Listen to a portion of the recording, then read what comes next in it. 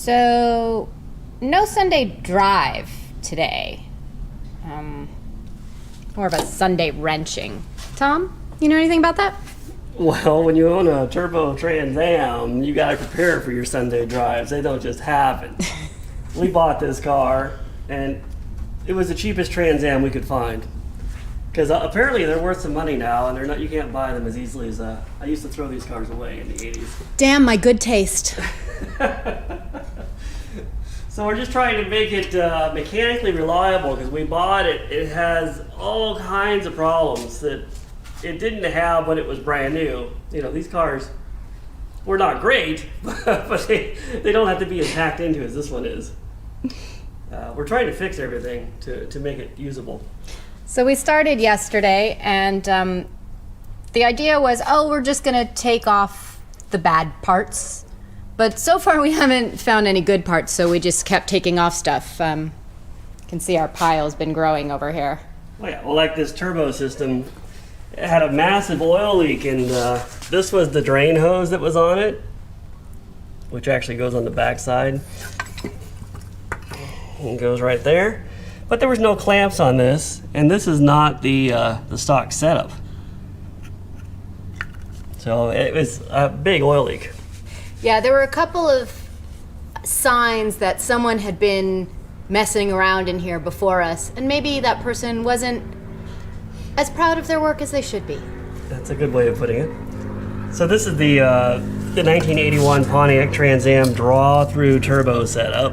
You put your quadrajet right there, you got your turbo right there, and in some manner it seems to function. The draw-through turbo is so upsetting to the wiener dog that he is crying out here. He's very upset. Hi, buddy. It's okay. We're gonna make it work. He doesn't believe me. So what we're trying, the main thing we wanted to fix first was the oil leak problem. And we're going to do valve cover gaskets too. And valve cover gaskets on this engine are quite involved because they are buried. We've already taken everything off. But they are buried below everything. Why don't you point out the valve covers in case there's anyone who's never seen one? There you go. Valve cover 1, valve cover 2. Right there. So you can see that even with a bunch of stuff removed, it's still kind of difficult to get to them. This is the last Pontiac V8 made, a real Pontiac, if you want to call it that. I wouldn't call it that because real Pontiacs are actually better than this one. This is the 301 V8. Very small displacement. I don't know what the thinking was of the engineering at the time, but they really tried to make a tiny V8 and turbocharge it and try and get it to equal the power of a stock 400 normally aspirated circa 1978, which they came up a little bit short even with the turbocharger. But it is what it is. Some weird. The intake manifold is very strange on this. I don't know if you can see that, but that is the main intake where the air fuel is boosted into the manifold. Put a finger in there so they can see how shallow that is. Yeah, it's that long. so the air fuel immediately has to make a 90-degree turn to rush off to the cylinders. And, you know, the whole design is about weight savings. They took a lot of metal out of it. All the bolts are smaller. Everything about it was how light can we make it? How small can we make it? Can we make it more efficient that way? I guess is what they were thinking. And I mean, I have unfair feelings right now towards this engine because, you know, it might not have run that good when it was brand new, but it definitely didn't run very good when we got it. And I mean, this is a good example. Obviously, this is not engine harness, but that's not supposed to look like that. Yeah, and actually all the wiring here is all very, very old and compromised. Like this electrical plug is broken. It's actually supposed to be squeezed together to undo it, and I guess that worked fine in 1981, but now it's hard as plastic. It doesn't flex at all. So we're going to be fixing all this wiring. We've got new ends to put on it. We're going to change the wires as needed. We're going to make it as new. All the grounds need to be good. This is the first year of a computer-controlled V8 from General Motors. So it has the standard electrical harness that any Pontiac V8 would have, and then they piggybacked on the computer controls. It's got 2 map sensors, it's got coolant temperature sensors, it's got totally electronic spark timing control. And so all this stuff, the computer is dependent on accurate information going into it. So any bad connection, which these are all bad connections. All the bad connections. Is going to affect what the computer sees, and the computer's not going to know what to do. So does this stuff explain why when we first got this car, it was doing such weird idling and shutting off things? Well, it was both mechanical and erroneous information to the computer, because the Quadrajet, which we took apart, is a computer-controlled Quadrajet. And so it's got a mixture control solenoid, and you can see it's pretty corroded and shoddy. It's got a throttle position switch, which I obliterated getting out because it was rotten. And it's pretty dirty inside. So right off the bat, I noticed that the boosters were dribbling fuel at idle, which is indicative of a high float level. And so the carburetor needed to be rebuilt. So from a mechanical point of view, you got to fix the basic carburetor first, because even if the electronics don't function on this carburetor, it is still a carburetor, and it'll run and drive fine. It'll default to rich, but it's still going to work. And so all the weird issues that were happening was based on the bad wiring, I believe. And like, here's the distributor, and this wiring is melted together because over time people had worked on this car, and the wiring was not rooted in the factory positions any longer. And so like, this wire was caught between the distributor cap and pinched there. Luckily, it's actually a ground wire, so it may have enhanced its operation. It might have been the only good ground on the car, actually. So, you get a car this old, a lot of people have worked on it, and I think somebody did valve cover gaskets on it, which is why they took all this off. And they were very lazy about putting it back together, and so everything was in the wrong place, getting burned. And, all damaged. Even the spark plug wires are melted, because they just had them laying on the exhaust. So you've got misfires. There is, in fairness, there is a lot of very hot exhaust all over the engine bay. Well, so much so that it needed its own shield to keep from burning off the hood. The Pontiac bird on the hood. Can't burn off the bird. No. There'd been a little bit of work done on the front of the engine as well. Well, the dampener is actually bad on this car. The bolts are stripped out. There's more of them, and it wobbles. So we've got a new dampener to put on it, so we're going to change that. Is that why all of the belts were flipped over when we first got it? Yes. And the timing tab was missing. We've added a timing tab, which is plastic, extremely fragile. And so we're going to fix all that. I feel ready to fix it. I think we can get it going again. I mean, there are some folks out there who are going to say, why, Tom? Why are we doing this? You could get an LS engine, and all of a sudden we could be fast. We could be on the road. There are a lot of alternatives. Some people would put older Pontiacs in, but we're going to make this one work. Yeah. If it kills me, we're going to make it work. I don't know if it's going to be great, but it's going to be functioning. Yeah, well, you guys can all check back in about 6 months and see if we're sticking to that one. Yeah. I'm just kidding. Check back in right away next week. Subscribe, like us, whatever it is that I'm supposed to say on YouTube videos. Pontiac. Right, Jim?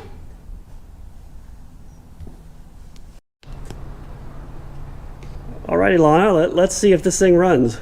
Ooh, fingers crossed. Let's hope. Come on, Trans Am. Hey, look at that. It's up and running. How we got to this point is quite an entertaining journey.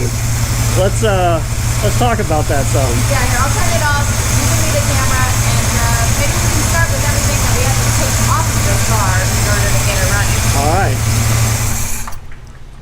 So it does actually run now, which is an improvement.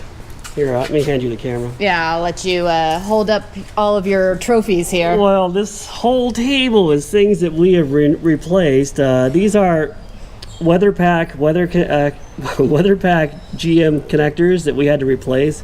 These are basically the wiring harness, and you can see they're kind of crumbly and old and nasty and not very good connections. And these are all location specific connectors. You see these grooves they've got, It's so you can't plug them into the wrong place. You see that has grooves in different places. So they're all location specific. So I hunted almost all of them down and replaced them all. Soldered in the wiring. You can see the shorts that this car had were tremendous. I mean, I don't know how... Yeah, if you aren't familiar with wiring, you see how it has a covering on it, a little sort of rubbery plastic covering. That's important because otherwise the wires short out on things. And so all of this bare wire, it's the same as like having a bare lamp wire in your house. It's, Yeah, don't let your dog chew on the wiring. Getting ready to cause a fire or at the very least cause a car to not run. So this is the table of most of the things we changed. The HEI ignition module, I've put a new one in. The oxygen sensor was stripped out, so I had to repair the threads in the exhaust pipe for that guy. The turbo drain pipe was a cobbled together arrangement that somebody had created. And there's a lot of heat where this resides, and it was starting to melt the hose. This is the stock turbo drain tube, which we got from Joe at TTA Performance. I noticed that the stock one is not made out of meltable rubber. That is correct. A very important detail that was overlooked in the modification one. This was the original timing tab for setting the timing. It's broken off, so I got a new one off of eBay. The harmonic balancer, it's crooked, and all the holes were broken and re-drilled to a pattern that was not concentric, so the pulleys wobbled real bad. We changed the motor mounts, which is fun on a GM F-body. I don't know how you guys do it, but it was a workout. I mean, it's a good thing though, because that extremely powerful engine, that little 301, is just gonna tear itself out of this car. Oh, not now. We fixed that. How about the body bushings? Oh yeah, speaking of tearing oneself out, that isn't really what the cushions of the car are supposed to look like. You can imagine that it might ride better with the new bushings, which, no kidding, are probably that much thicker than what came out. Like, look at how it's like all weird and foamy. It's supposed to be like a firm rubber. Here's a box of more components we changed, various carburetor parts, pull-offs, all kinds of stuff like that. And then a big box of wiring. Most of this used to be in that car. Now it's not. I've renewed it. I was able to buy the engine harness reproduction, but the actual computer control harness nobody makes. So I had to fix the one we had, which required a lot of soldering, a lot of time. I kind of enjoyed it, but then mostly I just stood here and I would do like the little end pieces, get them in place. I like crimping them. If somebody else wants to do a car like this, you're going to need these books. The service manual and the command control one. These are my notes from I had to have the wiring diagram. I had to make sure everything was right. Everything was wrong, by the way. Everything on this car had been tampered with in some manner. Yeah, there definitely been a person or two in here before us, and I don't think they had the manual. Well, there had been decades of abuse and neglect and decades of mechanics not understanding the system, and it's actually fairly complicated. We changed all the vacuum lines, put in a check valve which was missing, made sure the canister purge solenoid was good because apparently it's quite rare. This is California only stuff mostly, like the air pump and this guy. It's a California thing to have the computer command control on 1981 Trans Ams. This car was missing the heat shield for the ignition, so the HEI was literally melted from the heat of the turbo. We haven't fixed this yet. This is the turbo boost light wiring harness, which is, we should have done that first. It's honestly the most important part of the car. I mean, it's one of the coolest parts. You got the turbo boost lights right there, right? Yeah. Real quick, funny story about the turbo boost light panel. Ours is not there. It's just a blank panel that somebody put the sticker on. I'll show you real quick. And so I got all excited and ordered one from TTA Performance, and at the same time, Tom had also ordered one from eBay. It was going to be your birthday present, so now we have too many, but I think I'm going to put them on all my cars. They should all have that package. It's like an O. Henry story. I think that the carburetor deserves let's say a shout out. I'm going to give a shout out to this carburetor and to the work that Tom has done on it. That is the Rochester Quadrajet E4ME, I think it's called. I should know more about it because I'm intimate with it now. But originally, as produced, it had plugs in every adjustment hole so that it could not be tampered with, including the idle mixture screws. Everything was at a fixed setting, not to be tampered with by the public, and it was a government mandated requirement for the era of car. Now, all of that would have been great, right? If It would have been great if the cars actually ran that way. What I think happened is I think the General Motors engineering people maybe engineered 100 cars. And they did their lab work, they did driving, they're like, okay, this is the perfect setup, this is how the car's gotta be, it'll be perfect. Then they produced 100,000 cars, and 35,000 of them didn't run right. And so they came up with a dealer service field repair recommendation to remove all the tamper-proof plugs to readjust the carburetor to ensure that it is at the proper blueprint specs, which I think a lot of them left not properly adjusted, even though they were supposed to be. So basically, it's great if you have a tamper-proof item, if all of the base settings work, but if you don't, then you need to do yourself some tampering, which we did, and we even got ourselves a error-correct scan tool. The OTC Monitor 85, which is very suitable for scanning this car. Actually, we can start it up. We can have those things moving. Assuming it starts a second time. Oh, big assumption.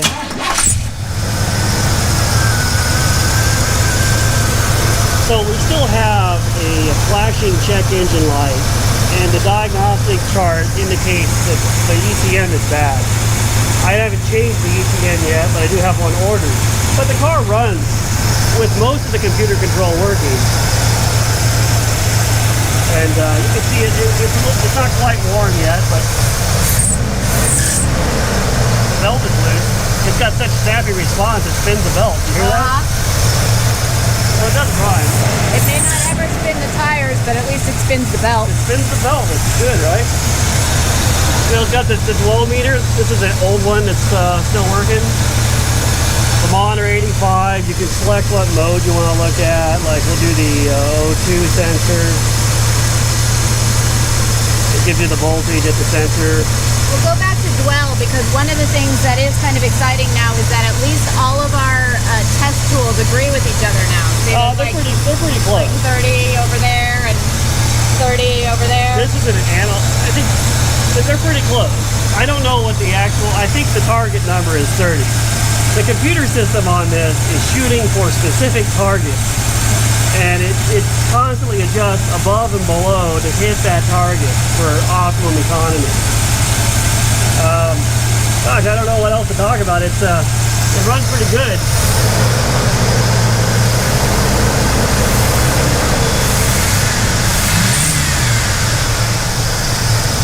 I want to point out my new headlights, which I did change, and which you might not think is a very big deal, except even all of the adjuster screws on those were broken. So, you know, absolutely everything has been a challenge, but we're starting to feel pretty triumphant. I think you did a pretty good job for people that don't have any General Motors cars. Well, we do now. But, I'd like to do a follow-up video up, maybe when this thing is driving. We'll do more of it. Like I said, we still have some issues to sort through, but it's a lot better. Yeah, so follow-up video when it's driving. We'll see you guys all next year. All right, who in their right mind would market a car with a fire-breathing chicken on the hood? Pontiac, that's who. This is a 1981 Pontiac 301 turbo V8, also 4.9 liter for the metric crowd. This is the last of the factory Pontiac V8s, one of the most high-performance cars ever designed. It has more CFM per cubic inch than any Pontiac V8 ever made. I mean, look at this thing. It looks like it's ready to rip your head off. It's got everything you want in a high-performance supercar, and it was the best you could get. In 1981. Yeah, Tom's selling it well. That was good, baby. That was a good introduction. I don't know how to compete with that. Well, I tripped over myself, but yeah, we got something. You know, 80s Pontiac Trans Am. What can I say other than Smokey and the Bandit? I mean, yes, okay, technically 77 is the first Smokey and the Bandit Trans Am, but there were multiple Smokey and the Bandit movies, and he did at one point advertise an 81. So I feel like there's nothing weird at all about me wearing my Burt Reynolds jacket and my wedding dress for our first test drive of this car. If you've been hanging out with us since we started this channel, you've already seen this car when we bought it. We got it last summer, so I don't know, about 7 months ago, and paid $6,000 for it, which at the time to me seemed like too much because it looked pretty garbage to me. But Tom's had a vision, like he could see what it could become, and I kind of like it now. I think we might have got a good deal. Of course, that wasn't an immediate transformation, and if you want to see like all of the steps along the way, go back and look at some of our older videos. But we'll try and give you kind of a little quickie update on it. Let's pop the hood and I'll give a brief overview of what we did. And you'll have to watch the other videos for comprehensive explanations. Yeah, and also because then we'll get more views on the other videos and we will feel really good about ourselves. So this is the Pontiac 301 V8 as made in 1981. It has a turbocharger, it has a quadrajet, it is a draw-through system. What does a draw-through mean, Tom? What's that mean? The carburetor is mounted on top of the plenum, and the boost is not blown through the carburetor, it is drawn through the carburetor. It's not the way to turbocharge a car. you can't have an intercooler, which is one thing you need, because turbocharged cars detonate a lot, so you need a way of suppressing that, so intercooling is a good way to do it. This car does have electronic computer controls, both on the mixture and the spark timing, which I don't know if it's a first, but it's one of the very earliest computer-controlled setups out there. This car is really interesting because it represents one of those designs that was done on the cusp of a new technology. You know, pretty soon after this, everything went to fuel injection, and you know, if you're a modern mechanic or if you're just getting into cars now, you would have never seen this kind of setup. It didn't happen for very long. No, thankfully.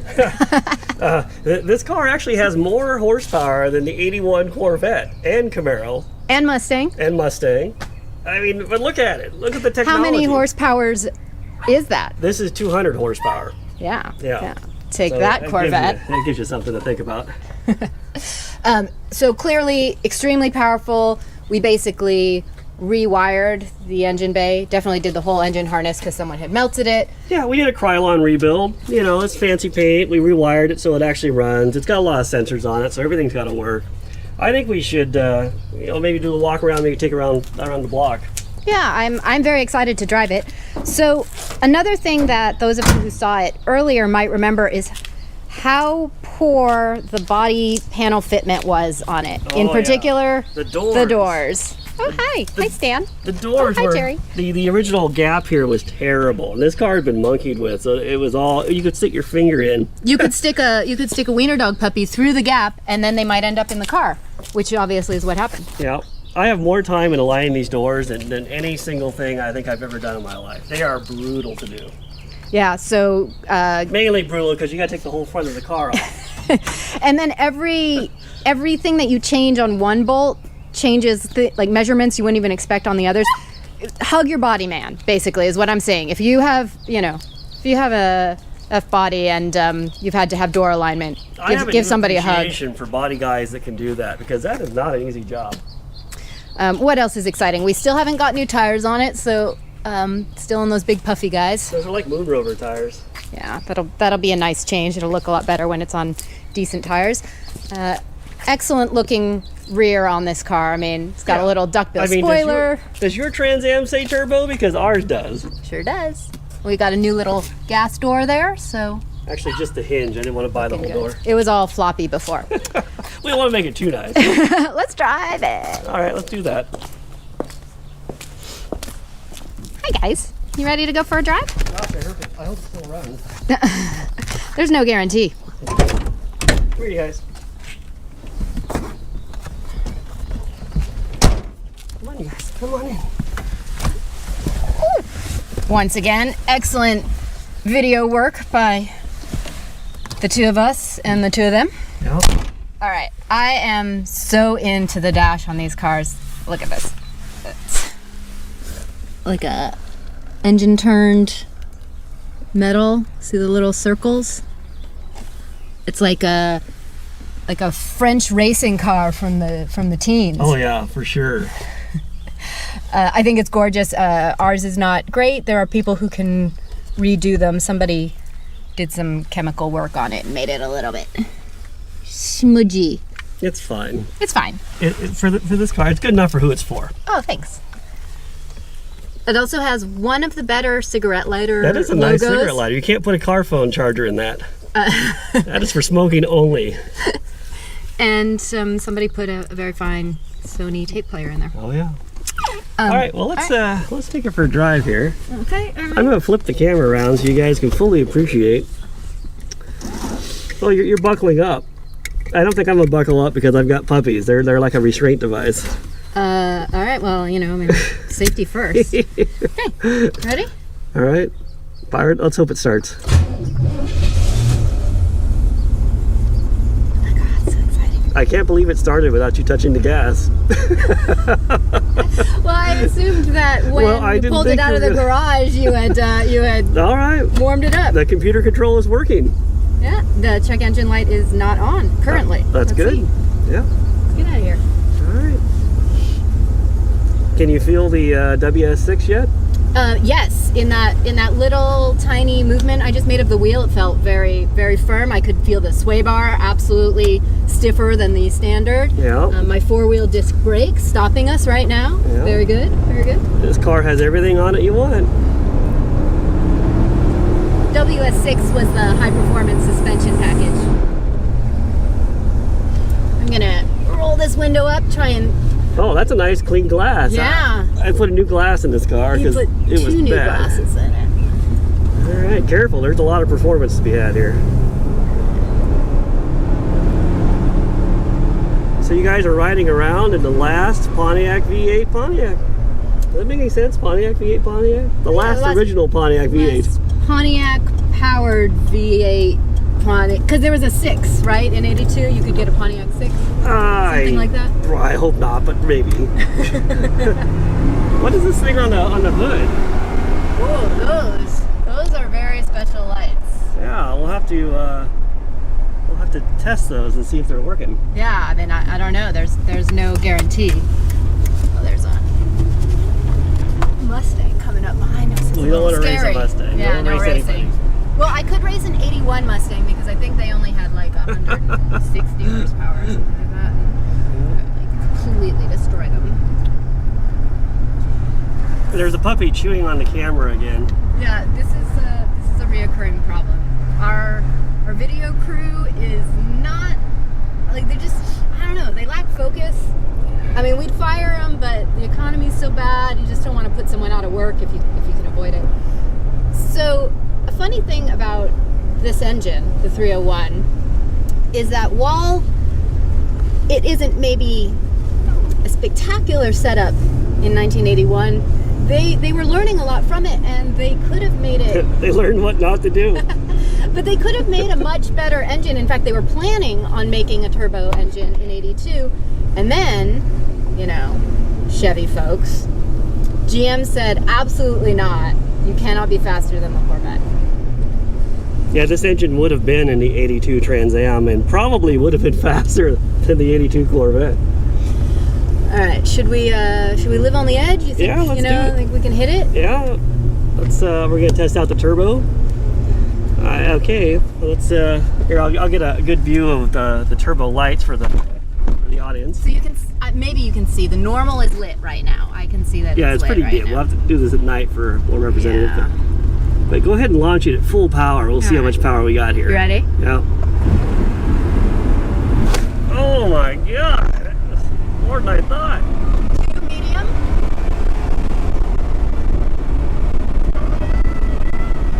That's a little terrifying, actually.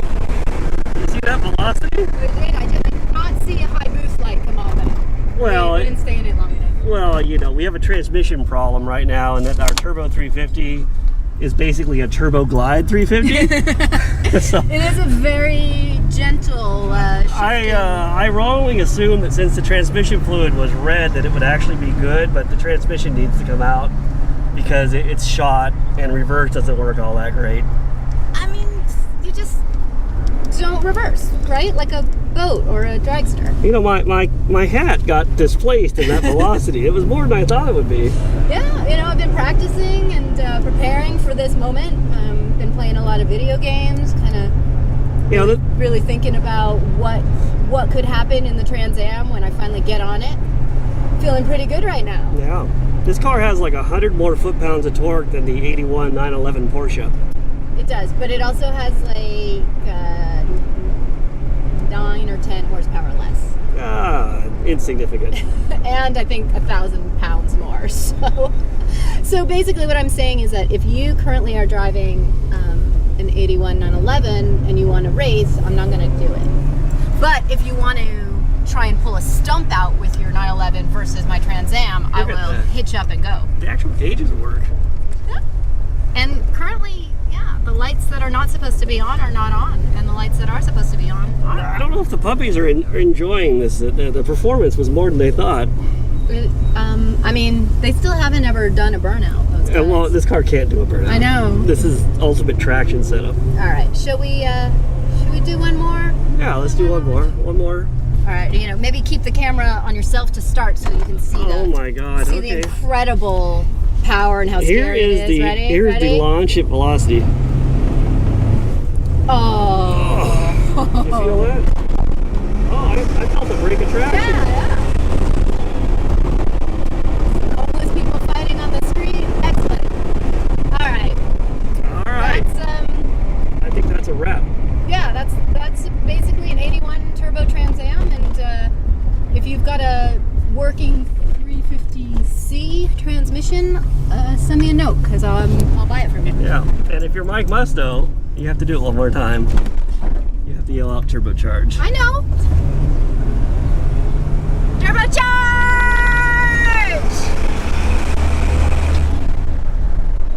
And there you go. Alright. Okay, I am working on the Trans Am, and I'm going to show you a quick way of getting the inner wheel bearing out. So I've already taken the cotter pin out from here.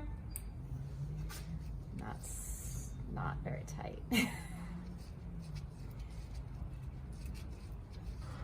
It seems like it was properly adjusted to me. I think it was fine. So I am going to hold on to this castle nut for a second. I'm going to put it right here, but you know, don't put it away yet. You're not done with it. So first of all, let me wipe off a little bit of the grease that's on my hands so that I don't get it all over the rotor, but I probably will anyway. We're just gonna have to clean them. So this first one's gonna come out, so I don't want to drop it. Okay, so that guy's out. I'm gonna put this back on. It'll stay on. Don't let it fall. We're not buying a new Trans Am rotor. Why not? Castle nut back on. This guy to the side. A little bit less grease on me. You got a nice shadow in the Yeah, footage. you're doing a good job. Okay, so the castle nut I put back on spindle, and then bam, And just bearing there. Just like that. It's a good light. Hi, what's happening? Oh, I'm supposed to tell you? I mean, I think it looks pretty obvious that I am once again wrenching on the Trans Am. What are you doing on the Trans Am? Well, nothing engine related. Thank you very much. Yeah, thankfully. Let's not do that again. No, I got some new shocks. I was complaining about the old shocks, and my buddy John Hotchkiss over at Hotchkiss Sports Suspension sent me 4 new shocks from their... And you're taking off the top right now. That is correct. Excellent. Somebody I know told me start with the hard ones, and that's usually the top. Oh, here we are. So I already did one side. So they weren't like original shocks, but I didn't like them very much. In fact, I came home from driving this at one point and I was like, I had thought we'd already done shocks because we had done shocks, just not on this car. This is what happens when you have a whole lot of cars. So I came home and I was like, I don't like the new shocks that we put on. They suck. I went over a bump. It was like all over the place. And Tom's like, we didn't put shocks on that car. And I was like, well, I remember putting GM shocks on something. He's like, that was the Opel. I was like, Opel, Trans Am, who can tell the difference? Anyway, now I do have new shocks. These are them. And as you can see, the puppies were even more excited about them than I was. And Tore into the boxes. Already tore into them. The wiener dogs, where'd they go? Oh, there's one right there. So my friend Ed. Hi, Ed. Hi. So yeah, the wiener dogs have a taste for expensive shock absorbers. I think they just like the packaging. So it's kind of like... I don't even think, they're not that expensive, were they? No, I think it's like $500 for the whole set. So, you know, they're a perfectly reasonable way to solve a driving problem. And also, they come with free wiener dog toys. So the dogs can have the box after this. They'll be super happy about it. I don't know if they should advertise that. Anyway, I am gonna take the bottom of that one off. All right. Lift the car up. Let me let's all raise the car together. Everyone cover your ears.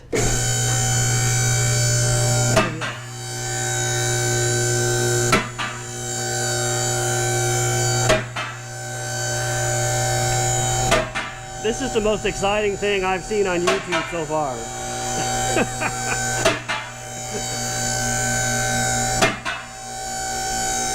That'll do. All right.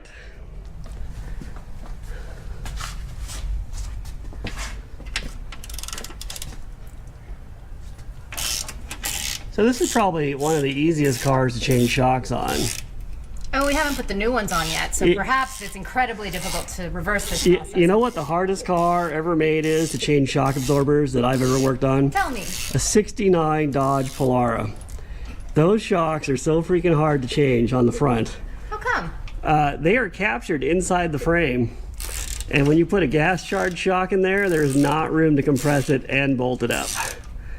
And when the suspension is fully dropped down, I think they put the shocks in first and then they build the car around it. They just start with some shocks? Really difficult car. Well, I am looking forward to people putting in the comments what they think the hardest car to put shocks on. That would be good to know. There's probably 6 other people that have done the Monicos that know about that. But yeah, if you've had a hard time putting shocks in or struts, let us know. All right. And you know, shock absorbing is not exactly that glamorous, but you need a good set of shocks if you don't want to bounce down the highway. And at the speed that Alana likes to drive, good shocks are important. He doesn't know. All right. Perfectly normal speed. We'll bring you back in a second. All right, we're back. Lana is finishing up the shock installation. It looks, I didn't let Tom film it because I was swearing a lot. yeah, no, this is all PC. So I'll just give you guys a little tour. We know that our YouTube audience is much more sophisticated than a simple shock installation. So I'll just give you guys an overview with my very poor studio lighting. If you guys can see, we got the shock in. And that guy too. So it went pretty easily. What we're gonna do is we're gonna take the car for a drive, and then Ilana can evaluate how these shocks compare to the ones we took off. I don't know how fast we're gonna go on the test drive, Ilana. You know, this has to be tested at like 80 miles an hour to get absolutely definitive test results. But all right, we'll bring you guys back on the test drive. All right, the new shocks are on. Here we all are, the wiener dogs. Ilana's driving, my friend Ed in the back. How do the shocks feel, Ilana? Actually, I think they feel better already. Although it's very smooth on this street. Can you take this? There's a real problem with the shocks. There's a problem here. The wiener dog. Ever since I put these shocks on the car, I can't drive it anymore because there's wiener dogs on my lap. All right, well, let's go. We'll go across the way where the rough pavement is. Okay. Yeah, I don't want to say that they're better, but they do kind of feel better. I told you. Like it's not as choppy. I told you. Yes. Because before, the front bounced. And if you hit a bump and you were going freeway speed, I know, Tom, you don't go freeway speed, but if you were going freeway speed and then you hit a bump and then it would bounce and bounce and bounce and bounce and bounce and bounce and bounce and bounce, and it was no good. It does feel... Watch out, squirrel. It feels less rigid. In like a good way. In like a good way. Like it's not as choppy. Well, and that has been my experience with the KYB shocks previously, which is that they're very stiff, so if you put them on in replacing like soft Burnout shocks, you're like, oh, this is better. Yeah, it's all stiff, except they're just stiff. Like they don't have any give to them. And a good shock is like gives over the bumps, but then it doesn't let the bumps get out of control, and that's what makes them good. All right. Well, we're not shock experts, but I would say the difference in performance is rather shocking. We are pun experts. All right, wiener dogs, are you satisfied with your new ride? All right, well, everybody seems happy with the job, so I guess we'll bring everybody back when we do some other project that's even more exciting than this one. Not possible. Here's a bonus video for people, 301 Turbo.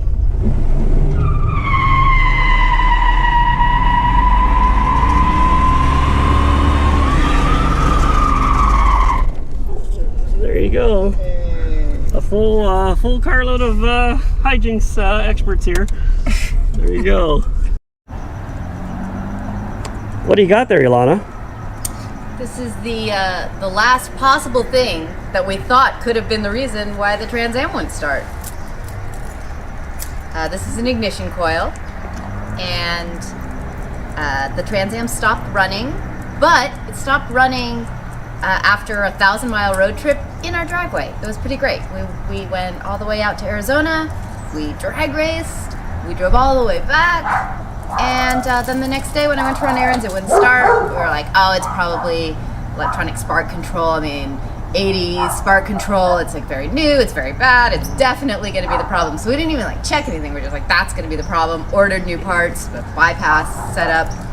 Yeah, let's not do any troubleshooting. Let's just no troubleshooting. Buy parts. No troubleshooting. We knew what it was, and did the bypass, and that didn't fix the car. The car did not work, and so then started pulling some parts off, and the Trans Am did not like the people who made the Trans Am were like, there is nothing you will ever have to service in the distributor and ignition because they didn't bother to make it very easy to get to. Yeah, the distributor on this is tucked back. Let's see, in that area right there, you can see it. And so that is the ignition coil that actually is the one that came with the car when we bought it, and it turned out to be no good. No spark. I think that it's kind of wild that this is like an 80s electrical part, because like to me it looks like if you just handed me this with no context, I would be like, is this out of like a 1940s radio? Like, like it looks like something you would use to make a Frankenstein's monster come alive. Anyhow, we pulled this off, and we were like, we tested it. We're like, this isn't it. This is not the problem. So we like bought some other parts, changed some other parts. It still didn't run, and there is a theory that after you've changed every single other part, the first part that you looked at might actually be the problem. So that's the case here. And it runs now. Yep. And this is just a recap, and we're gonna have to show you guys how we got here from there after drag racing this car. I do want to point out that this car does put rubber on the fender. I've had a lot of questions about that. Well, I've had 3 questions about that, but 3 is more than none. Yeah. And so we'll show you guys how we got to where we are from where we were. Does that make sense? I don't know if it makes sense or not. We're just gonna leave it. How about that? Oh, what's this? It's a car that's been sitting in the driveway ever since the last video that we filmed on it, which was I think 1,000,000 years ago. But it has new tires now, and we're gonna drive it like 500 miles to Arizona to go meet up with David Freiberger at the Duct Tape Drags, and there is no possible way that anything could go wrong. Maybe we should look at those tires. This is the one thing that's going to be good.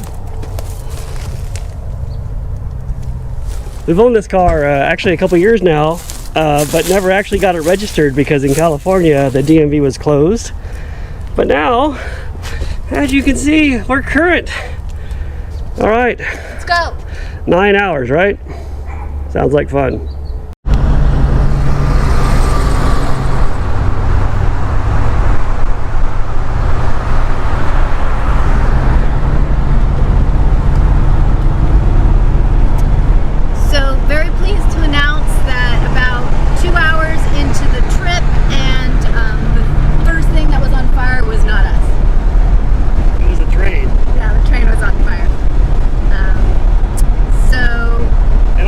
Safest possible way. It's just the brakes were on fire. They're stopped. They're fine. Yeah. It was not that big a deal. Nobody was hurt.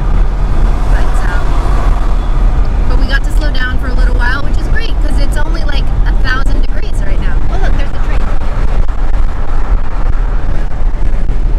How's the car been doing so far, Tom? Fine. I highly recommend the Turbo Trans Am for desert travel. Yeah. We did see a sign that offered to fix air conditioning for $67, considered stopping, but Tom said there was no reason to have air conditioning. Wasn't hot enough. How's it driving? Fine. Only what? Another 6 hours, you said? 5 hours. We've only got 5 hours to go.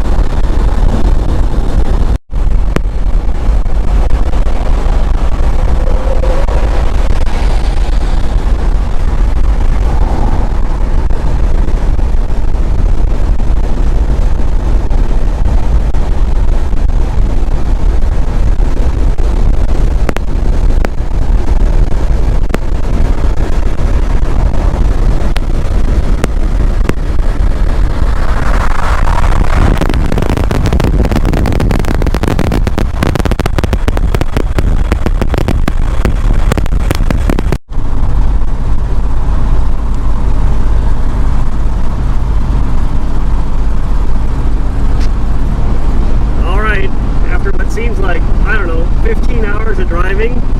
Are we there yet? We're not quite there yet. The Trans Am is still on the road. We're somewhere near Tucson, I guess. The gauges are all still working, which is great. And it charges a cell phone, which is also great. I don't know what else to tell you guys. Yeah, I mean, it's hard because I want to give you updates, but we're not there yet, so I don't want to curse us. So far, the car has done well. Everything that has already happened has been fine. We pushed it a little far on getting gas, but it wasn't a problem. How much did you end up putting in? I did not look, but we didn't run out. Yeah, so I mean, I think the gas gauge is fairly accurate because it said we weren't on empty yet, and we weren't on empty yet. So there you have it. We're not wandering and lost in the desert on foot just yet. not yet, but there's still time. All right, we'll bring you back when there's something a little more exciting than a freaking interstate in the middle of nowhere.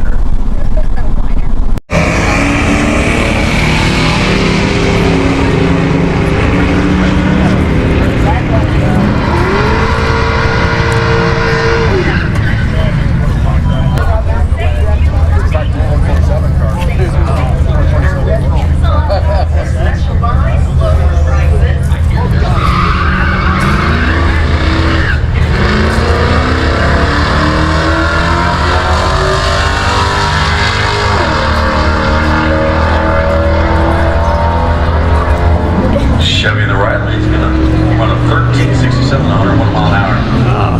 1625 at 86 miles an hour.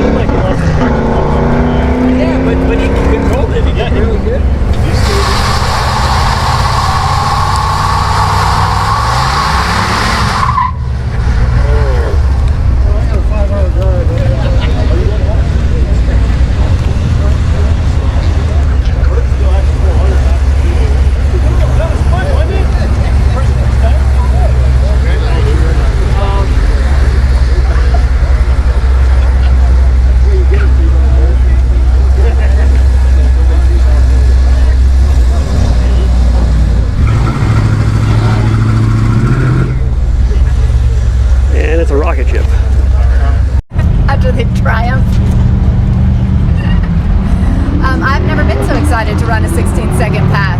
Was it impressive, Tom? Were you impressed from the outside? Yeah, it was impressive. Is that the right word, impressive? It did spin the tires. Look at this time slip. The left lane, car number 1868, blistering performance. This is at Tucson Dragway, which is over there. It's a great drag strip. Which is, what is it, 3,000 foot elevation or so? Yeah, it's up in the mountains. 2350. We have confirmation now that it is 2350. 2350. No, 2389. We're gonna get to the bottom of this one way or the other. Yeah. So I'm happy because this car is faster than they were stock, even though it is stock. So basically, coming into this, we'd read the original Hot Rod track test of this car. Dave Wallace, I am talking to you. Where Dave said that it was basically a shit box and he could not get it to spin the tires, and it ran 1670 or something like that. Yeah. And it is a shit box, but I did spin the tires and I ran 1625. Yeah, at elevation. I'll give everybody a once-over of the package for those that haven't seen it. It's the 301 Pontiac V8 Turbo draw-through turbo system. It's not the setup you want to have, but it is the setup we own. Love the one you're with. Very, very early turbo car with a carburetor. And we did another video on this car. You guys can check it out. And there you go. We'll try and better our time. We gotta better our time. Sure. All right. I mean, how would it not get better? It's only getting hotter. We're gonna better our time, and our #1 fan is going to agree that it will happen. Did you load the converter on the starting line? I did. Dude, she loaded everything. Yeah. All right, we'll be back. Looks like it might be Steve Dulcich up there. Oh, and the Firebird driven by Liv.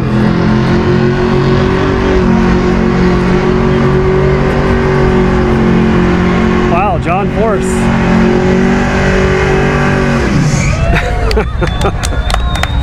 And you can hear the crowd thoroughly enjoyed that. This ought to be a pretty close race. I think the Firebird might be a tiny bit faster, but we're gonna find out right now.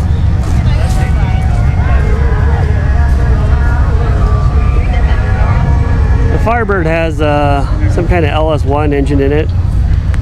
I should know more about it. I've seen it being built, but I have not paid enough attention to it.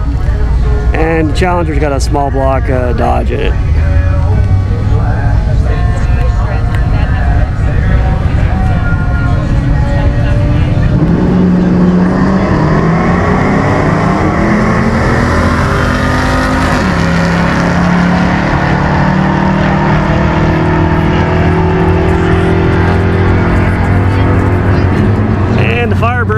Like 1285 maybe 25 to a 1358. Oh, I take that back. A 1325 for the Firebird to a 1358. And just like that, we're back. Technical difficulties here.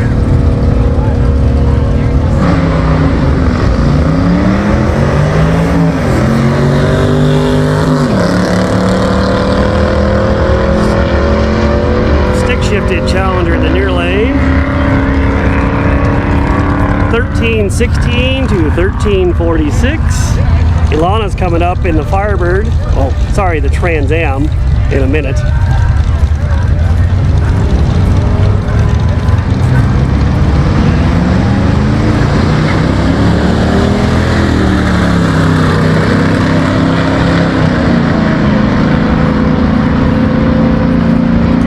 The old Dodge Dart, 1601 to a 1456 for the Impala. And here is the Trans Am, 301 turbo power. All right, as we start approaching dusk, it's time for the cars on the track. Tail lights need to be on so we can see you as you're going. Headlights preferably off, running lights on.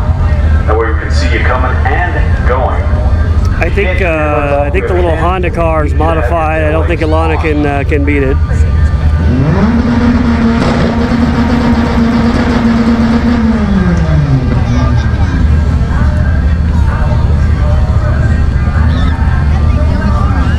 Oh, drove the staging lights. Apparently the turbo boost was a little too much for her. She will make an adjustment. That will not happen twice.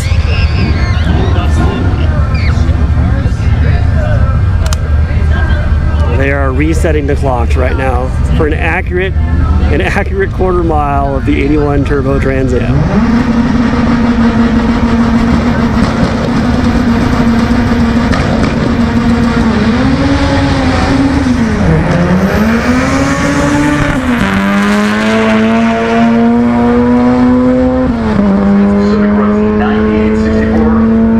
And the Honda 1157 127 mile an hour. to a 1609 at 87 for the Turbo Trans Am. So far, that is the record run here at the high elevation of Tucson Raceway. Tucson Dragway. I can't even read. But that's a couple beers into this, so I apologize for that ahead of time. Studebaker. Look at that.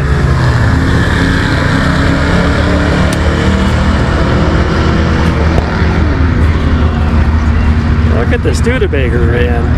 That's a LS powered Studebaker. Alrighty, Lana, what is the state of your Trans Am? Well, other than pushing through the lights when I was trying to build some boost, having to back up and bringing shame on the family. I've seen Tom Bailey do that. It's not that shameful. We're going after the record runs. We're going after record runs. So, but we did get a 1609. So I don't know if that was because. Wait, say that again? A 1609? Yeah. Out of a Pontiac Trans Am with a turbo. Pontiac Trans Am that we started thinking was only going to maybe run a like 1670. So that's quite a bit faster. I don't know if it's because we took the lid off, which was obviously a very brilliant technical decision, or if it's just that it's much nicer and cooler. But we have a couple more hours to go, so it's gonna be pretty interesting because like 1609, it's not impossible for that to have a 15 hiding in it. I am not leaving until we have a 1599 time slip at this racetrack. So basically, we live here now. It's very possible.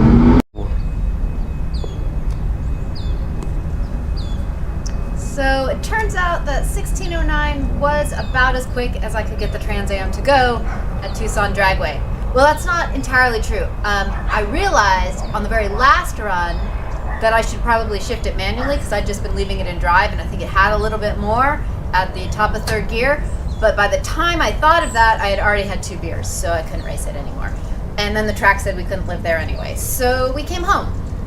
But we'll take it out again to another track. And then we're definitely going to run a 15. So it turns out that a 1981 Turbo Trans Am 301 can indeed do a burnout.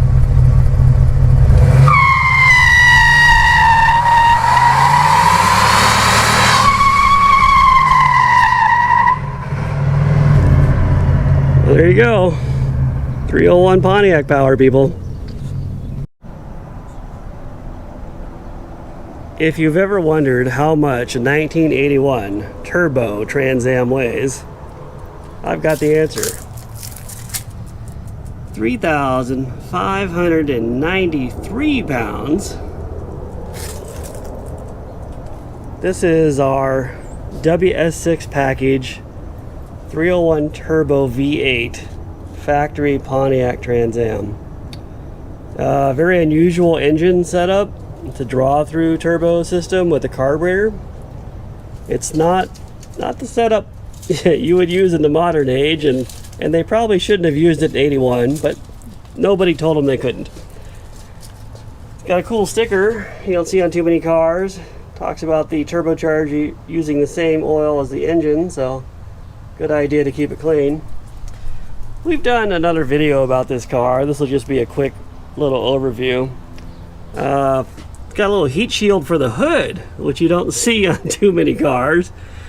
But when your engine is wrapped with exhaust piping, that's an important detail if you don't want to burn the bird. This car has the Phoenix, which the Pontiac Bird is famous for cars of these era. And actually, it's upside down, but this one shoots fire because it's the turbocharged version. Actually, in the interest of good camera work, let me lower that down so you can see it. You see that? Shooting fire. It has the turbo Trans Am wheels. Pretty cool styling, very unique wheel. We just drag raced this car at Tucson Dragway. It ran a 1609 at 87 miles an hour, which is pretty fast for one of these. That's a high altitude track, but you know, these cars are not fast. It did the best it could. Engine turn dash is very cool to these Trans Ams. It's actual aluminum with machine turning on it. This car has wind-up windows, which a lot of Trans Ams of this era had the power windows. This car also does not have T-tops, which is kind of cool. I like it better actually this way. I don't know how many they made like this, but this is the four-wheel disc brake WS6 option. Can you guys read that? Maybe. They didn't make these cars. This was the best, let me rephrase it. This is the best Pontiac Trans Am you could buy in 1981. This one has rubber stuck on the fender, which just to prove to everybody, the 301 Pontiac will smoke both tires. It's got these birds everywhere on the car. Turbo Trans Am. The loyal Pontiac folks, or at least a small percentage of them, do not consider these cars to be real Trans Ams. They call them Turbo TAs, which short for Trans Am, but it says Trans Am, so I'm going to call it a Trans Am. And there you go, nice little walk around. And it's got rubber on both sides, just so you know. It does have the positive traction, 308 gears. And yeah, I think it's a pretty cool car. And like I said, 3,594, 93. Wow, it's fluctuating. It's right in that range anyway. So there you go. I hope you enjoyed the video. Everybody likes to know what their car weighs, and since we got these scales, I've been weighing everything. We'll weigh that dog next. We're going to find out what his quarter weight is. Right, Bill? What do you think? All right. We'll bring you back when we get the dog on the scale for the next weigh-in. Alana, is that your toothbrush? No, that would be disgusting. It's your toothbrush. Oh. Well, that's okay. Someone has dented this thing up. Oh my. So we are not, and they brazed it. So we are not the first people here. Welcome to Sunday, Fried Chicken Day. This is our 1981 Pontiac WS6 Turbo Trans Am. We're gonna do a little maintenance on it. Alana's been complaining that the power steering does not always power assisted. And so we're gonna change out the pump on it and see if that makes it better.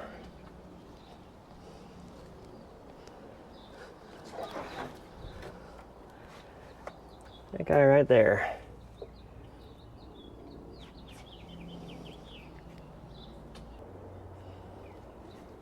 And here's our replacement pump from the good folks at Rock Auto. The Layers Corporation. What do they know about rebuilding pumps? Hopefully they did it right. All right. I don't know if this is the right pump for this car yet. We'll know more when it's out of the car. Yeah, find out in just a second. So we've had this car, I don't know, maybe 4 or 5 years, and I have been complaining about the power steering in it for maybe, I don't know, 4 or 5 years. Seems like it's about time to address that issue. What happens is that it gets warmed up, and then you go to like pull into a parking space and it basically doesn't have power assist, and it's a long car for no power assist. Plus, you just look stupid while you're like cranking on the wheel and the car's barely moving. So, unsurprisingly, Alana's complaints have fallen on deaf ears. Couldn't you just keep driving it the way it is? I mean, it seems like less work to just keep driving it. Yes, I could do that. But Have you been driving this car successfully in the year 2025? I have been. Weirdly, this 1981 Turbo Trans Am, which was not considered the high point of the Trans Am line, has been, of our 21 cars, probably the most reliable in that it has never left me stranded, never been on a trailer, and never not started on the day that I needed to drive it. It's very consistent. It doesn't drive well. Like, it doesn't run good, ever. It's never run good, but it always good. runs. Good is kind of a broad term. I mean, doesn't it run good enough?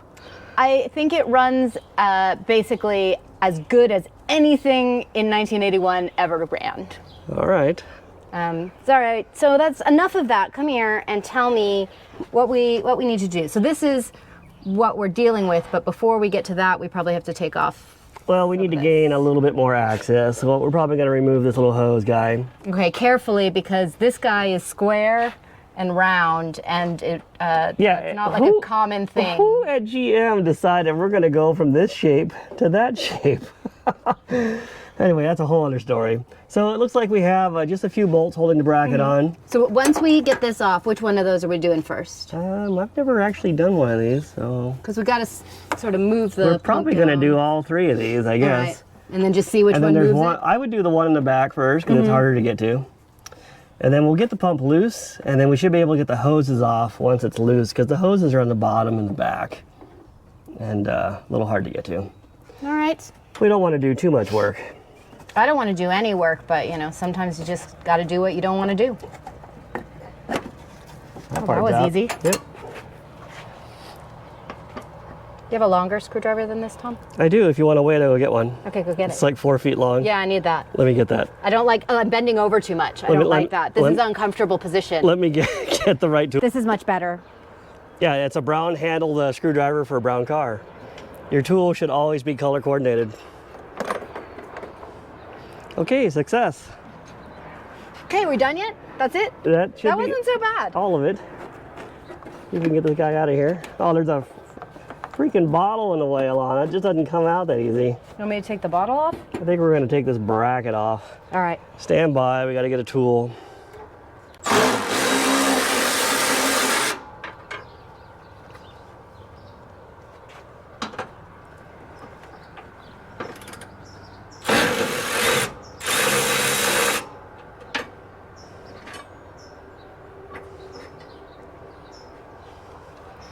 Now, maybe? Oh yeah, that's what she needed right there. Alana, hold that like a fish. Oh yeah. Okay, now we have more access. So I think do the hardest to get to bolts first. Mm-hmm. Probably 9/16. Loosen that guy up. And then we'll reevaluate what goes next. Since we refurbished this thing, it's been together and running without any intervention. It's passed California smog multiple times. Let's knock on something wood in here. Do we have anything wood? It's smaller than that. Smaller? Is it metric? That's 9/16? We don't know the size. I don't think that's too big, right? Well, it could be metric. Some of these things are metric and standard of this era. Yeah, that looks pretty big. All right, stand by. Let's get some metric tools. So upon further review, we grabbed a 14, and it doesn't fit on this guy. It's too tight. So it is a standard 9/16. But what's hilarious is there's a lot of play on the 9/16 wrench. And I don't know if I've worn out the snap-on wrench or not, but it's 9/16. It's not metric. So there you go. Not metric, but it is tight though. I don't know if you guys heard the effort required there. And we're gonna take over that. All right, we're gonna have Alana step in because I can't do it. So if anybody's taking notes, 9/16, not metric. It's just that my 9/16 wrench is very loose on it. And if a Snap-on person is watching this, feel free to send us a new wrench. Hey, that wrench should be under warranty still.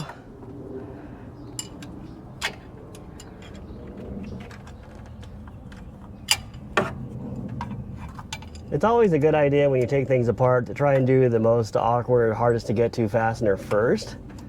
Because, you know, a lot of people want to do the ones that are just right front and center. I do. But those are too easy. Go for the hard ones first. That way you have these guys holding everything in place while you do the one that's hard to get to. It is good advice. Because the hard one will still be hard once the easy ones are out, but everything will be flopping around, which will make it worse. Plus, it's demoralizing to realize that the hard one is yet to come. The real problem, though, is when you don't know where the hard one is. Like, you think you took out the hard one, then you take out all the other ones, and then you realize there's an even harder one hiding. So one funny thing about owning this kind of car in California, every time I take it in to get the smog done, initially the guy was like, no, that doesn't look stock. And I'm like, what are you talking about? Get your book out, it's in there. And then sure enough, after a little bit of back and forth, he finally agreed, okay, it is a factory setup, so let's check it out. And you know, so far so good, it's passed every time. Did you get the bolt out? Well, it's out as far as it'll go. Oh, interesting, look at that. I think we gotta take some other ones out. There you go. So I think these top two right there, All right. which hopefully are 9/16. Alana's gathering her strength, building up the energy. I'm getting gloves so that when I Getting ram gloves? my hand against something, it doesn't hurt so much. It's too late for gloves. It's not too late.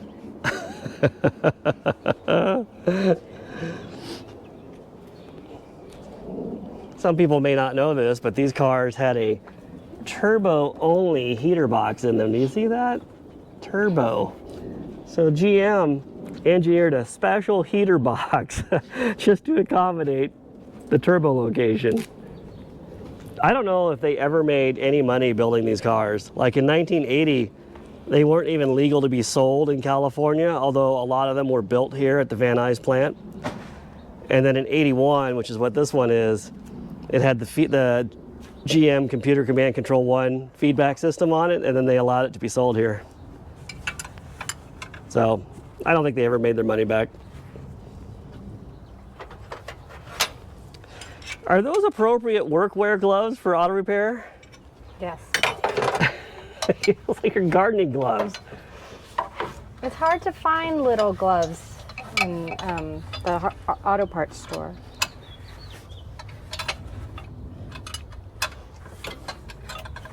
Mechanics wear... Oh, you don't need to do that one. It's the Oh. top two. Well, that one was easier. Yeah, well, we have to do it eventually, but not right now. I think that lower one actually holds the bracket to the actual pump. That one's not so easy. Well, how tight could it be? How don't you have it? Go at it.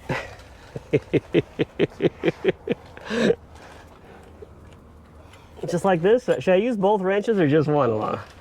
Go ahead, use just one. Oh, you're funny. I don't think I should, but I'm going to anyway, just to see what happens. Oh, you're right. I can't do just one. Maybe we'll edit that out. No, we will not. There we go. Since I'm in charge of the editing, I might take care of that. Mm-mm.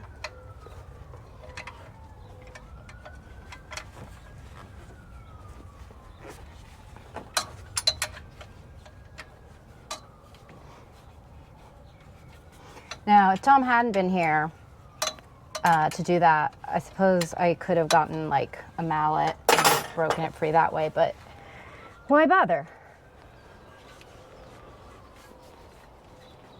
So one funny thing that's happened with our ownership of this car, when we first got it, it was very shiny. It had been through a Mecum auction, so it looked pretty, it pretty looked great. like a pretty nice car. And now that it's all weather beaten, it's hilarious what's happened, because now people think it's an original Survivor car, and this is, you know, it's just still driving. So it's funny that you can have a car that's restored at least once, and then it needs to be restored again. What's definitely wounding, though, is when people ask me if I'm the original owner, and I was like, I was 3 when this car was new. So you could have been. They could have titled it in your name. Well, if my parents had really been on top of things, they would have definitely bought me one of these brand new while I was a little baby. I always wanted the black and gold one when I was a kid. I still want the black and gold one. I don't think we should have 2 Trans Ams. I'm sure there are people that do, but I don't know if we need to. We actually no longer have 2 of anything. That bolt looks tight too. It's pretty tight, but it's not as tight as the other one. Is that the recommended procedure that Snap-on says for their tools? No, they say to do some more prying with a screwdriver. Oh, not to be used as a pry bar or chisel is what it says on their drivers. Yeah, but they don't mean that. Oh, look at that. I think he almost got the pump off now. It moved. Belts are loose. Yep.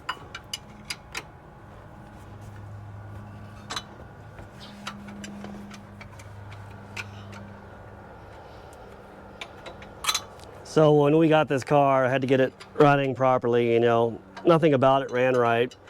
And I had to go and dig through all my old books for the GM computer system, because this has a computer controlled feedback quadrajet on it. And in the old days, I was trained on all that stuff, but I had forgotten exactly how it all functioned. So I had to do a lot of reading to get myself fresh again. And now that it's been in the car for a few years, I've totally forgotten it all again. So if we have to do it again, I need to break the books out again.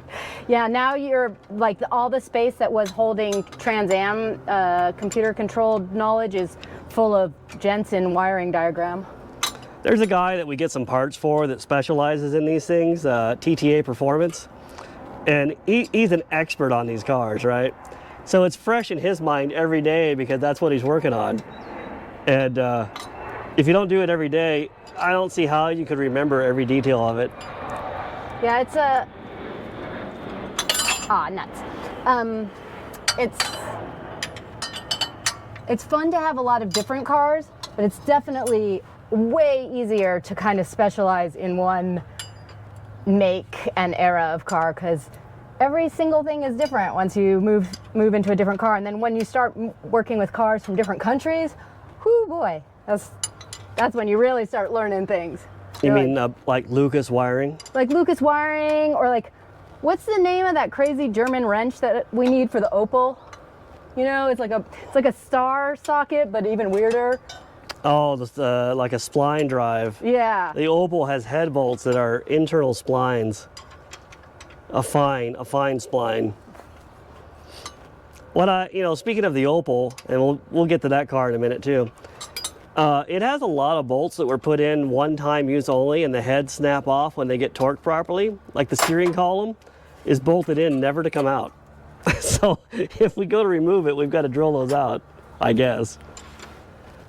The Opel's another similar machine that we bought it, got it running good, and then just drove it for years and years, and now it needs to be refurbished again. I know, it's terrible, because it's way less fun to do the restoration the second time. I don't want to. I just like the things one time. Like, I thoroughly enjoyed making this thing run, but I don't really want to do it twice. If Jay Leno's smog thing passes, then we can... I'm going to keep it just like it is. I don't want to change it. I just don't want to be inspected. Yeah, but then we don't have to smog it anymore. Yeah. If you're working for the government, California, listen to me. This car runs perfectly well. We're not modifying it. I just don't want to go through the hassle of trying to find a smog guy. Because in California now, not everyone will smog this car. You have to go to a special place that still has the chassis rollers, and a lot of them don't have it. And like the equipment for the older cars, like a lot of times they'll just be like, oh, it's not working. It's just not registering. It's not working. And I think they just don't want to do it. Yeah, they don't want to do it. You know, all the new stuff, they just plug it in and they can tell whether or not it's polluting. This one, they do a mechanical check on it, which is, I mean, we barely drive. I mean, how many miles you put on this car? 2,000 a year, maybe? Yeah, I don't know. I mean, we just have so many other cars. I mean, we put a lot on initially, but now go back and forth, different cars. All right, what's going on here? Everybody's waiting. It's a long bolt, friends. Wow, there's a lot of thread on that bolt. Does everybody see that? And there's a fan in the way. What's going on over here? Well, if Well, you got, looks like you got room to get that one out now. maybe. Yeah, pull that one out. Maybe the gardening glove is hurting you? You've got the No, Michael it's not Jackson the thing gardening going now? glove. Why is there one glove on? Because I needed more nimble fingers for the. Maybe the little flower designs are not made for working on cars. Wait. Maybe if I move the fan, I can get this guy out. There we go. Oh, wow, look at the thread. See, you're all like, what you doing there, malingerer? Where are you going to buy a bolt like that? Look at that thing. Bolt. Where do you even buy a bolt like this? All right, how about the other bolt? Oh, yeah. Okay, so we're just gonna flop this thing sort of, actually we need a drain pan. Let me get a drain pan, we're gonna put it underneath the car, and we'll be back in a second. We're gonna flop that thing upside down and undo the hoses. Don't you hate it when you can only turn the fastener like a little bit each time? Don't you hate it when you can only turn the fastener a little bit each time and somebody is videoing you and asking you what's taking so long? And also repeating what I say. I find that extremely annoying. All right, we're getting there. Mm-hmm. You know, I think I found the problem, Ilana. There actually wasn't any fluid in this. Maybe if you would have just filled it up, it would have worked for you. Everybody's like, gee, it's taking too long. Don't you hate it when the fastener is just tight enough you can't turn it with your hand? I do hate that. And I hate it when, for a second, it seems like it's loose enough for you can turn it with your hand, but then it tightens up again.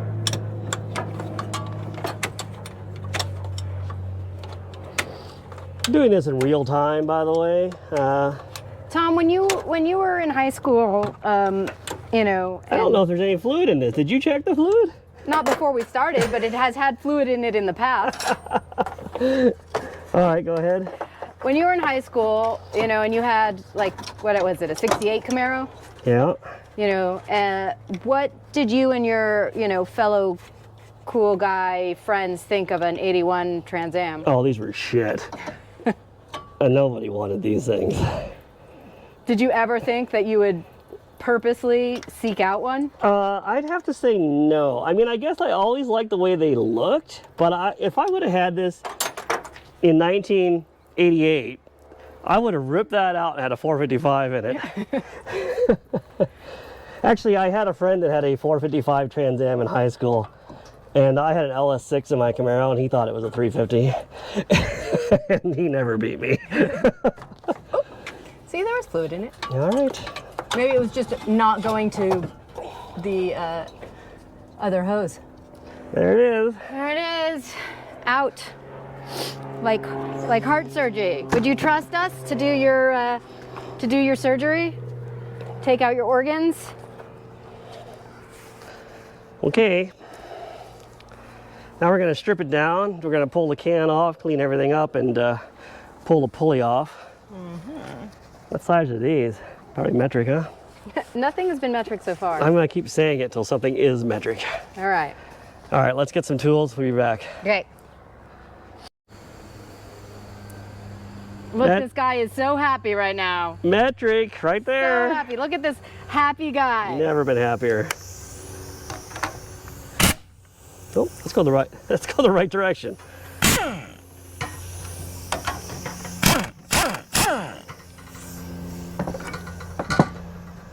All right, I didn't bring enough tools. We need to get that guy out. All right, boss. What's happening next? Well, I got my power steering pulley puller thing, and I'm reinforcing it a bit so we can try and pull this off. Is that a recommended procedure there? I would say it's an acceptable procedure for sure.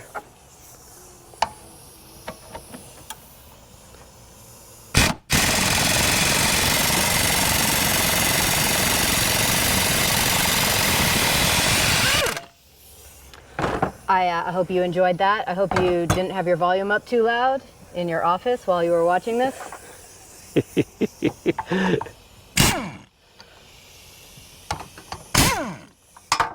Oh, parts are flying.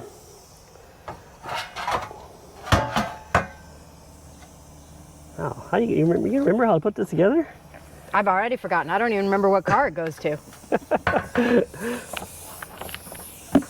Got all kinds of weird spacers and bolts and things.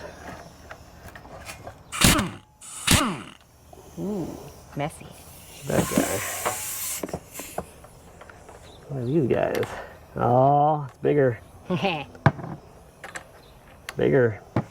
More tools required. All right, back in a we'll minute. be back. 18 millimeter. Oh wait, before you use that, how many did you pull out before we found it was an 18? Well, I just looked at the hex and I could tell that it was an 18, so I went and grabbed the exact right one. Oh, that's good. I mean, then coincidentally, there are 1, 2, 3, 4. Here, that never happened. Oh yeah, I'm sorry, that didn't happen. Here we go.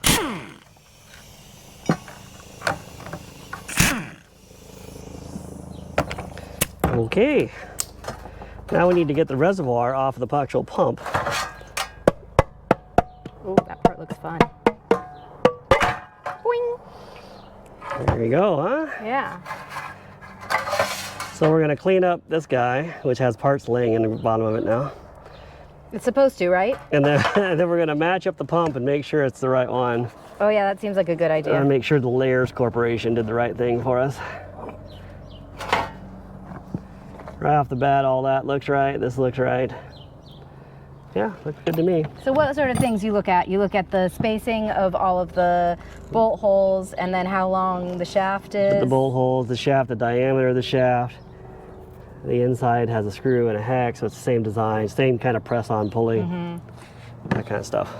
Cool. All right, let's clean some stuff up. All right, I'm gonna bring you back when stuff is cleaner. Is that my toothbrush? No, you have to say it the other way. You have to ask me if it's my toothbrush. Oh, Alana, is that your toothbrush? No, that would be disgusting. Is it my toothbrush? No. One more time. You got to be the straight man in this. Alana, is that your toothbrush? No, that would be disgusting. It's yours. Oh, well, I guess that's all right.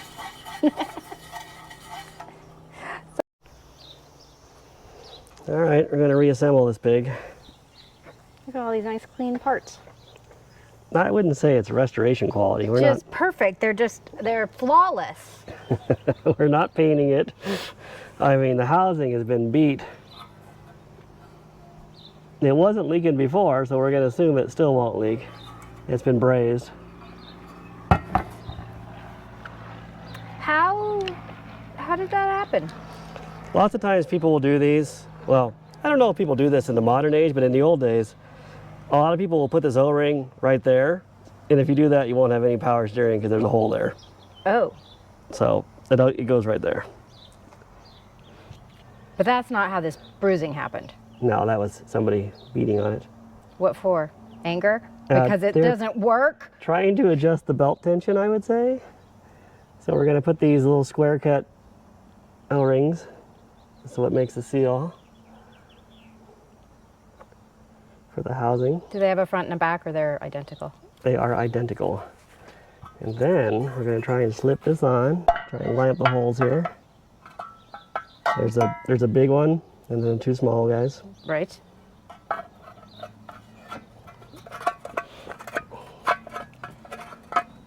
And, you know, I don't know if it's harder or not with the bent housing, but we will work with what we've got. And you just remembered where each one went, or? Well, these are pretty easy. They're identical. Well, they're not. I guess they're not identical. Look at that. No, I don't. Ah. Thanks for that, Alana. Way to go, Alana. You want to restart that? You know? Yeah, we have to review the footage now. Let me try and push this together Okay. because it's really tight. We don't need all these parts, do we? I don't even know what they do. So it's got a big O-ring around it, so it's got to go together.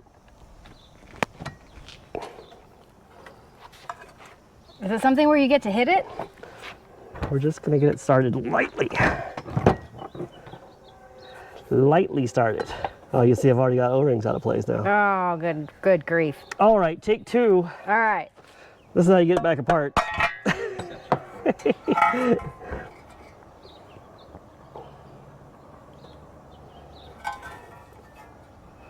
The other one stayed in.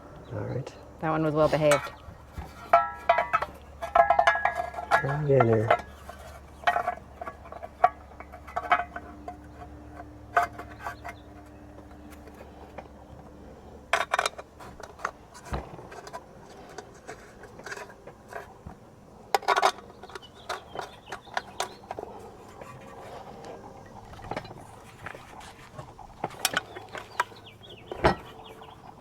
You want to bring the mallet out now. That's what I like.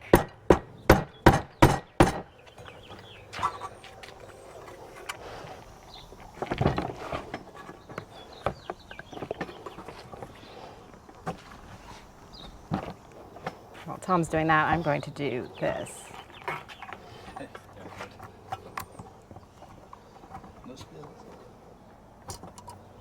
Put that guy in like that. Got some lubrication on there.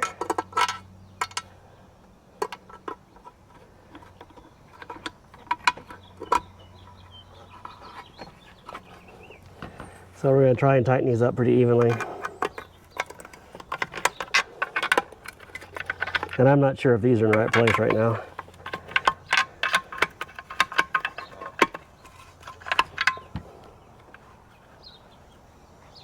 We could review our footage and see where they came out of. I think it'll be pretty easy to see once we start putting the brackets on what's wrong, what's not right. What's wrong and what's not right. Is that the right way to say it?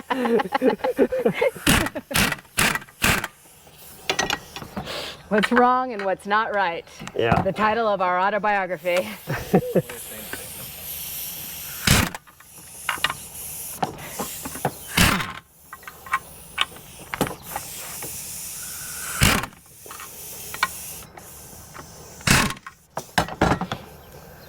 I'm squeezing it all together. Hopefully it goes in, right? Yeah. If it doesn't, we'll be crying the blues pretty soon. This table is not quite sturdy enough for what you're doing. It's flexing. Yep.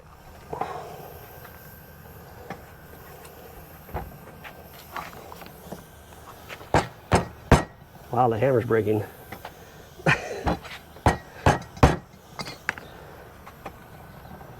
Of course, this might be easier if it wasn't all smashed too. Let me get a bigger pair of pliers. Don't you have a bigger pair than that? I do, but we don't need to bring out the big guns for this guy.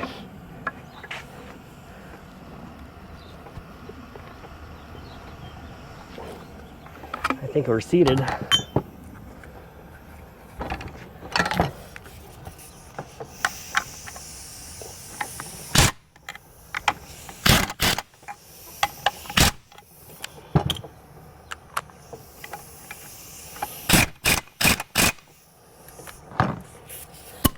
Okay, I think that's in as good as it can be. Let's find out if it leaks or not. That's where it's all smashed. Let's look at the brackets now. A lot of these are not in the same order they came off of. Something like that, maybe? There were some spacers involved. Oh, yeah.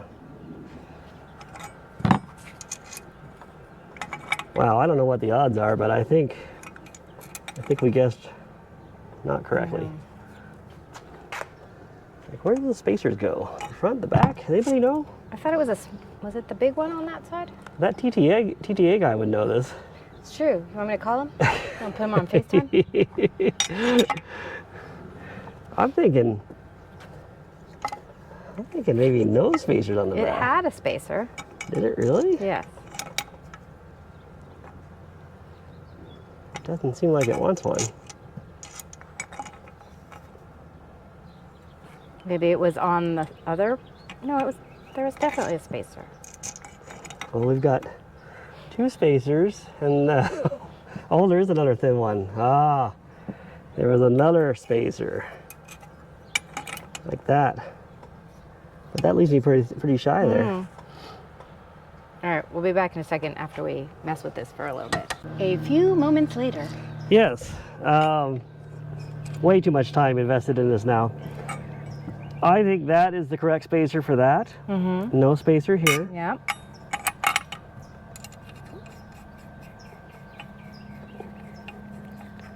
And that guy fits there pretty good, right? Yeah, that looks solid. This side, after a great study, the large spacer goes there. No spacer goes here. The confusing thing was they had too long of a bolt, so they put the spacer on the outside. So that works. Yeah, so the home stretch now, basically. Yeah, yeah, it's starting to look familiar again. And observing all proper torque sequences here.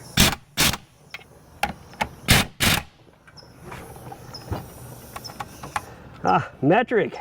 But what size metric? Do we The remember 18, right? that? No, these are smaller. Oh, I don't know. 15s, I think. How do we not have that out here? Yeah, how can the 15 be missing? Ed, did you take the 15 again? Well, I don't know what's happened, but we are missing the 15. I'll go get it. So I found the 15. It was hiding in plain sight.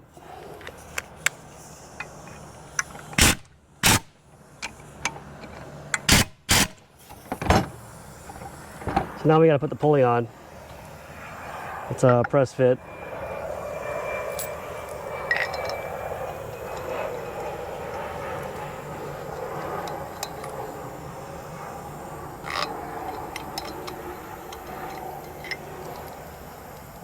Trying to get the right amount of bolts there.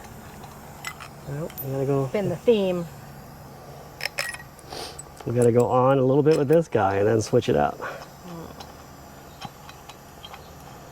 There's threads in here so you can pull the pulley on.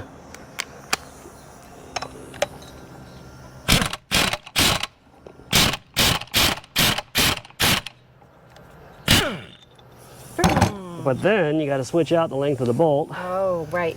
Because you'll bottom out. Yeah.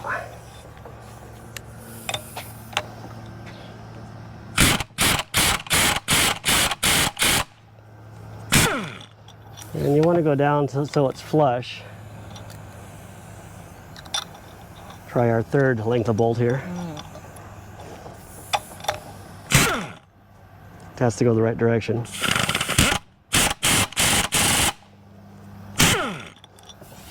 Flush. You can see it. So if you don't have an impact gun, I don't know how other people put that on, but that's how it goes on. All right, we're basically ready to put it on. Oh no, Tom, you forgot to put the pump inside. Oh. All right, You didn't think that was? that's a funny joke. Let's carry it over there. All right. You didn't think that was funny. So the pressure line has a little O-ring guy on it. You see that? Yeah. Got to change that out. Okay. They gave us a new one.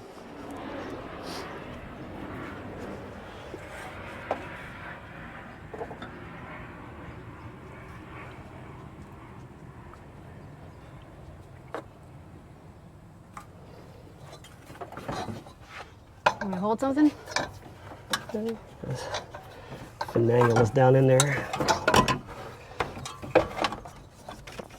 Like any proper flat rater, we're trying to do this as easy as we can.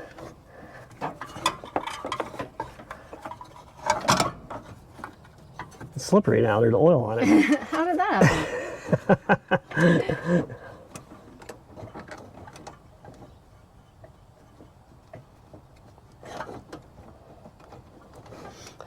Remember that time we couldn't loosen this up with hand tension and it required a wrench to turn it? No. It's kind of like that again. Blocked it out. Do you need a wrench?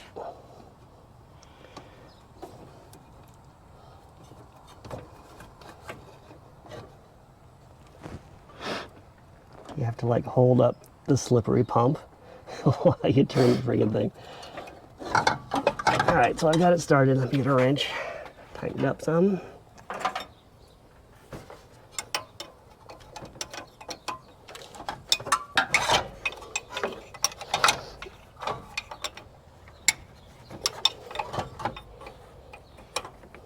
Ed, did the wiener dog die? It's really sad. I don't know.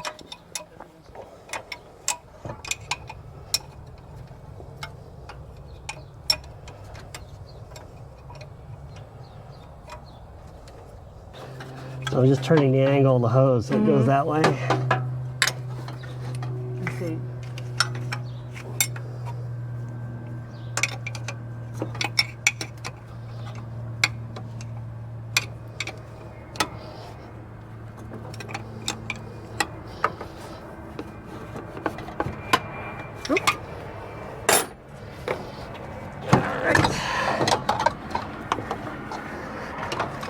That looks moderately better. Are we sure this is the right bolt for that? Oh, it goes all the way through that bracket. Look at that. Yeah.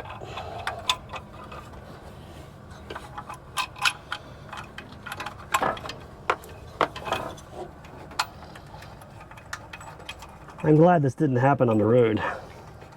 Oh, yeah. There's nothing like doing this kind of job with like semi trucks rattling by. Like, Where does that go? that's the one, the long one that goes in here that you made fun of me for. The top? Yes. Wow.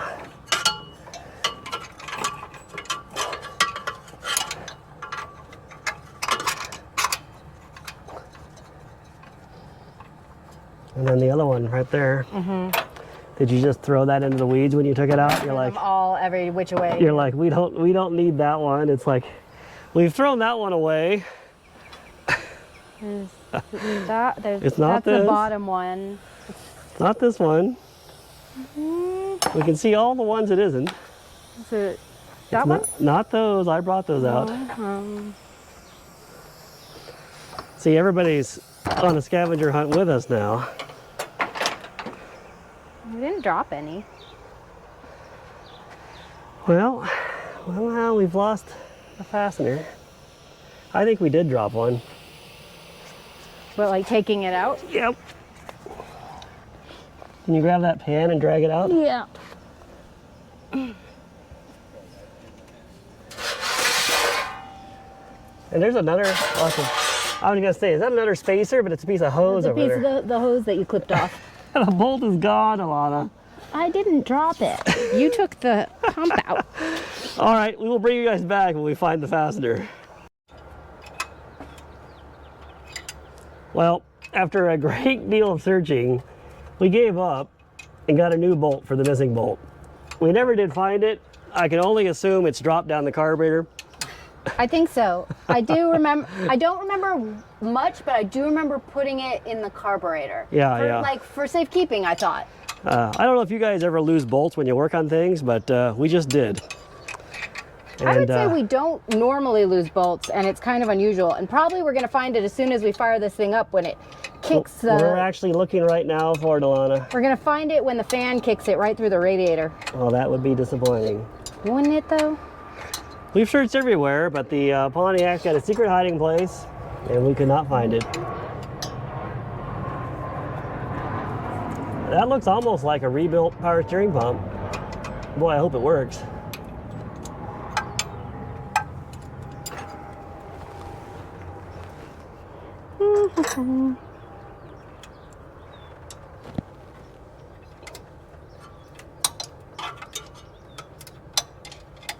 Oh, she's already got those pre-tensioned. Yeah, I'm ready. Just about. All right. Except for this bolt that is only moves a little bit at a time. All right, so unlike everybody else who put the pry bar in this area, we're going to put the pry bar over here where it will not damage the pump. Actually, it's going to be very hard to get a wrench on the nut now, isn't it? Maybe that's why everybody put it in the wrong place. That's probably why everybody put it in the wrong place. Why don't you try and tighten up the one of the front ones here? This one? Any of them. Try the gold one too. Do them both.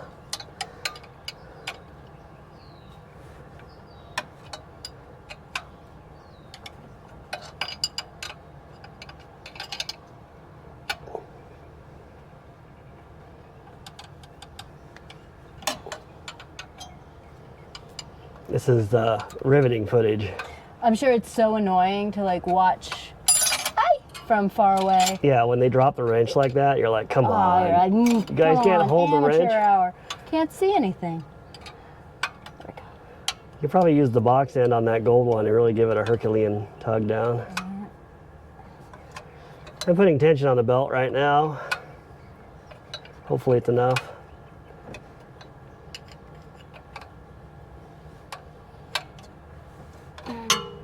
It's too bad this car is not like 100% unmolested, because it would be a lot easier to work on if all the bolts were right. All right, I think tension up that back one and we should be pretty good. Whew.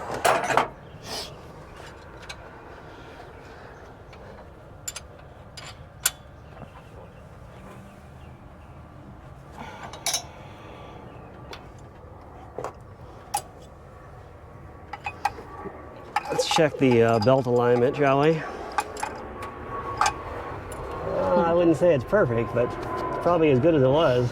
It was pretty squeaky before. Well, Alana, it might still squeak, but at least you'll know we tried. All right, I will spare you guys the tediousness of tightening everything. We'll bring you back when we're putting fluid in it. So this, I think, is a real important step, if I'm not mistaken, for our new pump to work. You have to have fluid. Yes.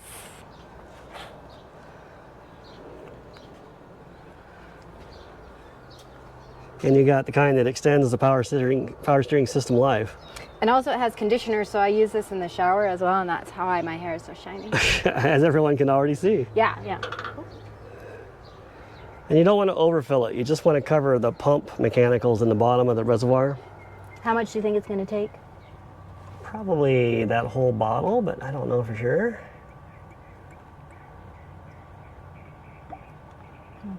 Give it a look. Let's all look together, shall we? Oh no, it's definitely needs more than that.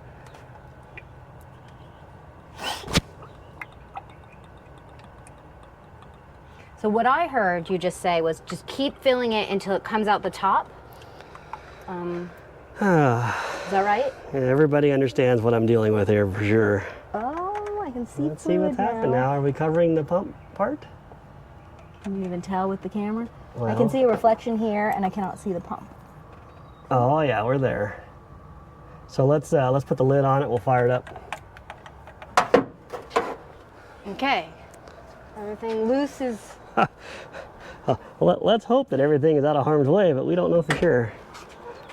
The belt alignment looks good on this side.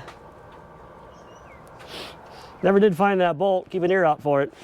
You ready? Yep.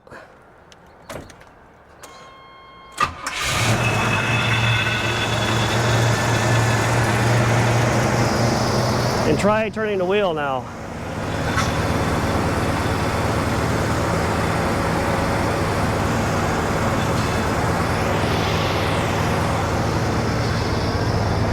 So I would say that's power steering. Seems better than it was.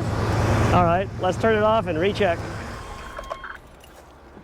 By the way, this is a bonus video. You guys got a cold start also? I didn't even touch the gas. Go ahead and open that up. Let's see where our level went. Oh, there's the bolt. No, I'm just kidding. Oh, well, it's aerated. You see all the bubbles yeah, in it's it? pretty fluffy. So I would add maybe just a ½ inch more fluid. And you'll have to just turn it back and forth to get the air out. It's got air in the lines. The good news is I don't see it pouring out anywhere. Oh, I plumbed it directly to the carburetor. Was that bad? No, that's fine. Okay.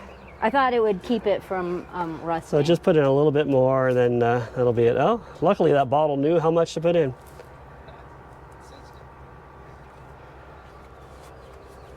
Good to the last drop. She does the same thing with wine.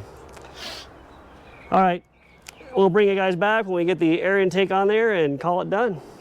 Ilana is finishing up the Trans Am. It's got the new pump. She's putting the last of the accessory braces on. It's basically done now, right? I think so. It certainly is good enough for who it's for. That would be me. Even got a little bit of oil on the belt. That'll dry off. That's so the belt doesn't rust or chafe. We don't want the belt to rust. Okay, hope you guys enjoyed a little bit of shade tree hackery. This is what our lives are like. This is what we're like. We spent the minimal amount of time doing everything basically wrong, but still getting it done fast. All right, thanks for watching, and we'll catch you next time. Say goodbye, Alana. Goodbye, Alana. No, I mean say goodbye to like our people. Oh, goodbye to our people. There you go, guys. Thanks.